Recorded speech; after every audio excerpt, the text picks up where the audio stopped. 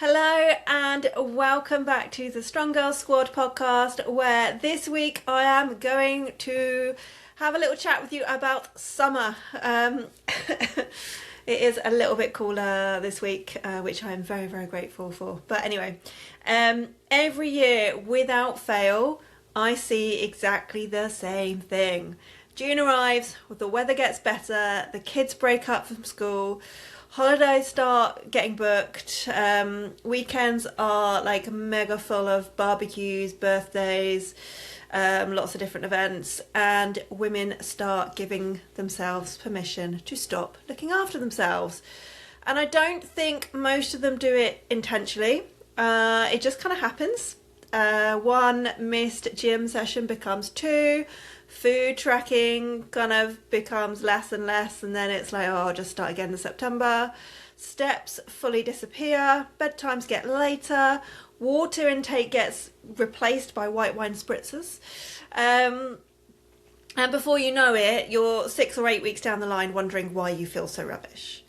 And I'm not sat here pretending I don't know what, and I don't understand what it's like. I know a lot of you have children at home. Your routine gets completely changed overnight once school's finished. You're juggling your childcare, your work, entertaining everybody, family holidays. I understand that life becomes hectic, but what I really, really want you to take away from today's episode is your routine might need to change in the summer, but your standards don't have to disappear. And there's a massive difference with that.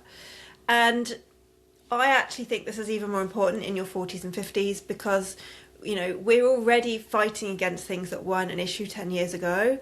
Estrogen's declining, recovery isn't quite as good, muscle protein synthesis becomes less responsive, which basically means your body needs strength training and adequate protein even more than it used to. Research consistently shows that women begin losing muscle mass from around mid to late 30s, and this accelerates during the menopausal transition, so during perimenopause. And that is one of the reasons that strength training is one of the best investments that you can make. And it's not just about how you look, but it's your metabolism, your bones, your independence, and your long-term health. And we also know that even relatively short periods of detraining can reduce your strength, your fitness, your muscle size. You're not going to lose everything like after a fortnight away, so don't panic about that. But if you spend most of the summer doing very little, then your body is definitely going to notice. And that is why I am so passionate about keeping the basics in place. Now this bit, it's hard for me. People quite often say that they would love my physique, and firstly, thank you. But I think it's important that you know that my physique is the accumulation of being consistent 12 months a year. Yes, there are days, there are weeks, there are months that I need to adapt the plan, but I never just stop. I do usually work out on holiday. Before anybody rolls their eyes, I don't train on holiday, I work out, and there is a difference between the two. I don't train the exact same. I don't take my program with me on holiday. I just adapt. I go to the gym most mornings. I just go because I genuinely enjoy moving, and it wakes me up and it makes me feel good. And then I shower, I have breakfast, spend the rest of the day with whoever I'm with. It makes no difference. It's just part of my day. It's exactly the same as brushing my teeth, and I almost do it for my mental health. I don't stop just because it's summer and it's busy. And where I think so many women get quite caught out is that they think that if they can't do everything, that then they may as well do nothing. And that's probably the biggest mindset shift that I'd love you to make. Ask yourself, what's the minimum I can realistically maintain? Sorry. Not what's optimal, not what is sustainable. Maybe during term time you train 4 days a week. Amazing. Summer might be 2. Still brilliant. Maybe you'd normally hit 12,000 steps a day. Summer it might be 8,000. Cool, that's fine. Maybe you normally track all your food every meal, and maybe in the summer you just focus on protein, or you track your breakfast and your lunch, and then you have a bit more freedom in the evening. It's still a win, because adaptation is going to beat stopping completely. And I've got a client, she will know exactly who I'm not going to name and shame, but she'll know exactly who she is when she listens to this, which I know she will do.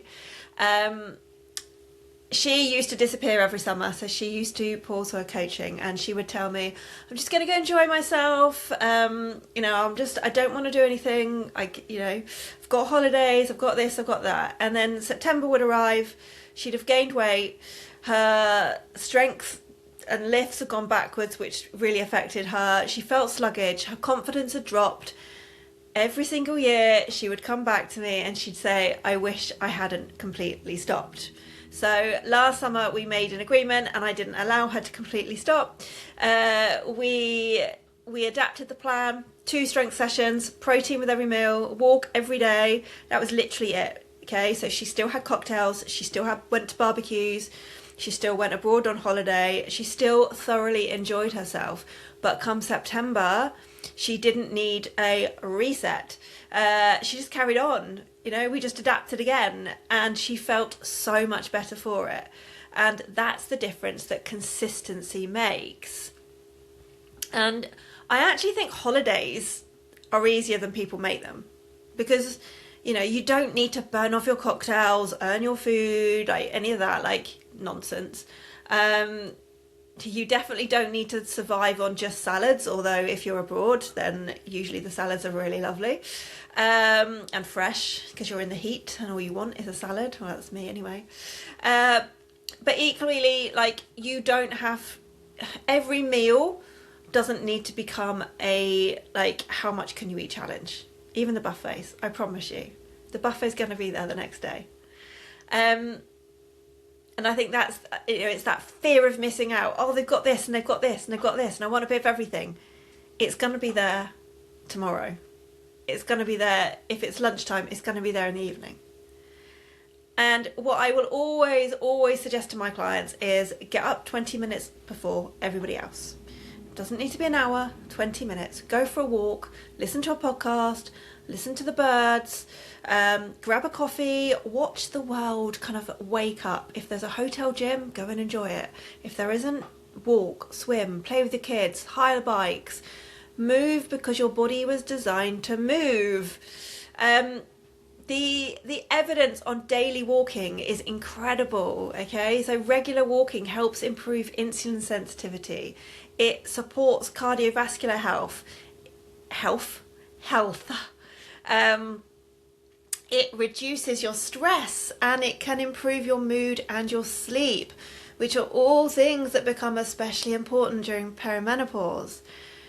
And prioritise protein at breakfast especially, because research shows that protein helps with satiety, so it keeps you fuller for longer. It supports muscle maintenance and recovery, and it can make it easier to avoid the constant grazing that often happens on holiday. You don't have to weigh it. Just ask yourself, where's my protein? And, if everyone's snacking on ice creams, get an ice lolly. It's just frozen water. It's just as good. And before you even go on holiday, I want you to have a plan for when you get back, because this is so helpful. Because a lot of women, they'll get home on Saturday night, and they'll think, okay, well, I'll start on Monday.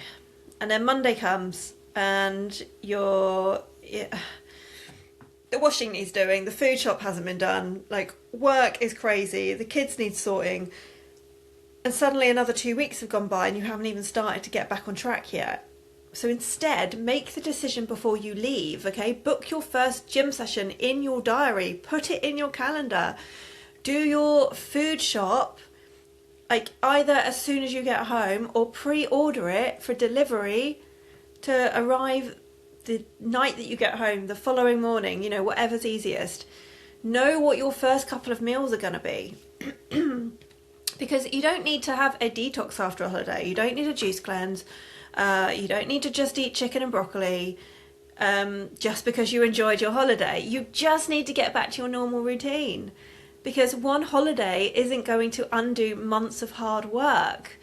But what does cause problems is turning your holiday, so you're 1 week away, you're 2 weeks away, into 6 weeks of saying I'll start again on Monday. And I actually tell my clients that their first workout after a holiday isn't about smashing a PB or burning off cocktails. It's simply a vote for the person that you are trying to become. It is you saying, right, I am back. I'm back into my routine. Even if it's a shorter session, you have broken the cycle before it has a chance to start. And what I also like getting my clients to ask themselves is, don't ask yourself, how will I make up for my holiday? Ask yourself, how quickly can I get back to looking after myself? 2 different mindsets. And then you've got events, haven't you? So weddings, barbecues, bottomless brunches, festivals, they are all part of summer life. Please go, please enjoy them, but go with a bit of a plan. Because one thing that we know from behavioural psychology is that making decisions in advance dramatically increases the chances that you'll stick to them. So before you go, before you arrive, decide, how many drinks do I actually want, or am I driving? Do I really want dessert, or am I just eating it because everybody else is eating it? And another practical tip is, don't save all your calories for that evening. Because people often skip breakfast and lunch thinking that they are saving room and saving calories. But that usually actually means that you arrive starving and you eat far more than you intended. So have your normal breakfast, have your normal lunch, make sure they're high in protein, and then go and enjoy the event without feeling out of control. And I know what some of you are thinking, but Rachel, I've got something on every single weekend. Yeah. Most people do in the summer. Like I said, weddings, barbecues, birthdays, kids' parties, festivals, holidays. It can genuinely feel like every single weekend there is something. But again, the question that I would like you to ask yourself is, does every event have to become an entire weekend? One meal out doesn't ruin your progress. One afternoon drinking in the sunshine doesn't ruin your progress. What often does is when your Friday night or your Saturday turns into writing the whole weekend off. If you've got a barbecue on a Saturday, brilliant, enjoy it, eat the burger, have a drink, stay up a bit later, do whatever. But on Sunday, go for a walk, get a decent breakfast with some protein in, drink plenty of water. If you've planned a gym session, still go, even if it's a little lighter than normal.